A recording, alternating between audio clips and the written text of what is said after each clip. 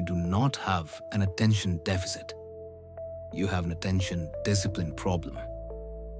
Every morning, within seconds of waking, you reach for a black rectangle. You invite the chaos of the world into your bed before you have even taken a conscious breath.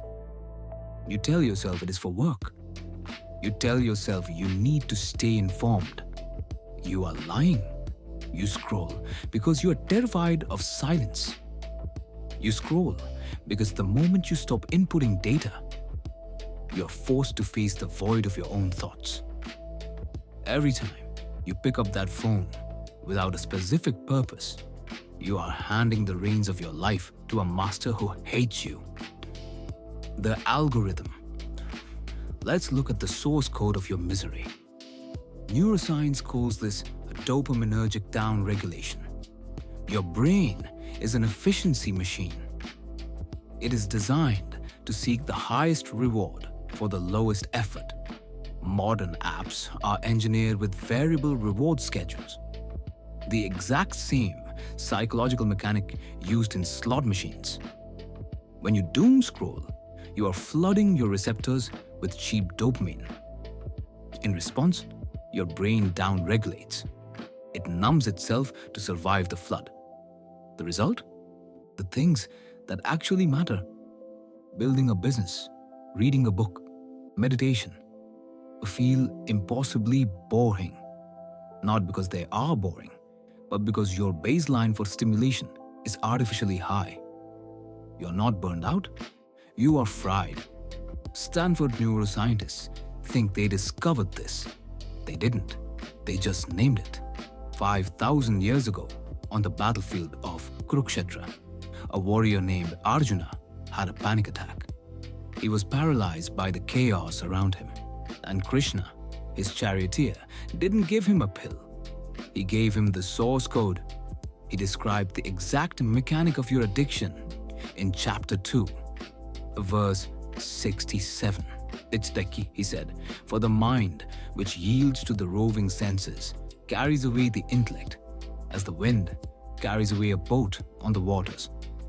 To fix this, we must understand the chariot metaphor found in the Katha Upanishad and the Gita. This is the operating system of the human experience. Here is the hierarchy. First, the chariot, Ratha. This is your physical body, the vehicle you occupy. Second, the horses, Indriyas. These are your 5 senses: sight, sound, touch, taste, smell. The horses are powerful, wild, and they want to run toward whatever looks good. The dopamine, the scroll, the sugar, the lust. Third, the reins, manas. This is your mind, the processing unit. It connects the driver to the horses. Fourth, the driver, the Buddhi. This is your intellect, the decision maker. The part of you that knows you should be working, not scrolling. And finally, the passenger, Atman, the self, the observer. Here is your problem.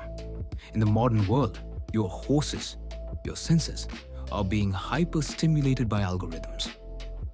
They are pulling violently toward the screen.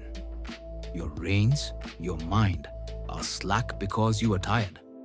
So, the driver, your intellect, has lost control. The horses are driving the chariot. You think you're making choices, but you aren't. You're being dragged off a cliff by wild animals. Philosophy without protocol is just intellectual entertainment. You don't need more theory. You need to tighten the reins.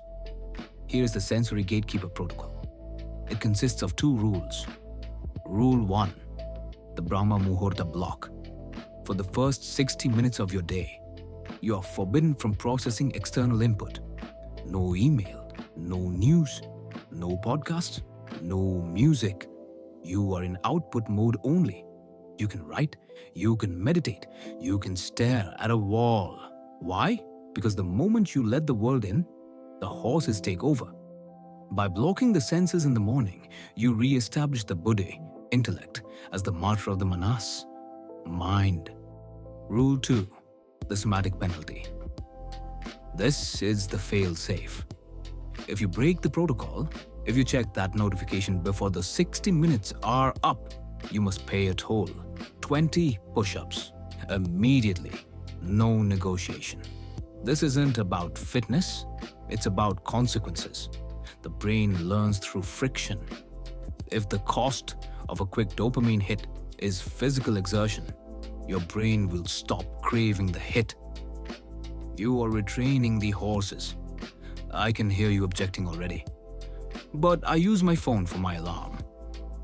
Buy an alarm clock. But I have urgent emails. No, you don't. You are not the president. The world will survive 60 minutes without you. If you are defending your right to be distracted, ask yourself, who is speaking? Is it the driver or is it the horses? Now, a warning. You will fail. You will try this protocol. And 3 days in, you will relapse. You will find yourself 3 hours deep into a TikTok hole. Or when this happens, do not spiral into shame. Shame is just another distraction for the mind. In the Gita, chapter 6, verse 35, Arjuna tells Krishna that the mind is as hard to control as the wind. Krishna agrees. He says, Gaiti, the mind is indeed restless and difficult to curb, but it can be conquered by constant practice, abhyasa, and detachment, vairagya. Detachment means you don't identify with the failure. You simply pick up the reins again. The warrior is not the one who never falls. The warrior is the one who refuses to stay down. Motivation is a feeling. Systems are reality. You cannot fight a supercomputer, the algorithm, with willpower alone. You need your own system. I have built a Dharma dashboard. It's the exact system I use to track my gatekeeper hours, my deep work, and my daily focus. It turns the philosophy of the Gita into a daily metric. It is free for the members of my newsletter, the CHARIOT CIRCLE. If you want to stop fighting yourself and start building, the link is in the description. Join us. The war for your attention is the only war that matters. If you lose this, you lose your life to a screen. The horses are strong, but you are the driver. Tighten the reins.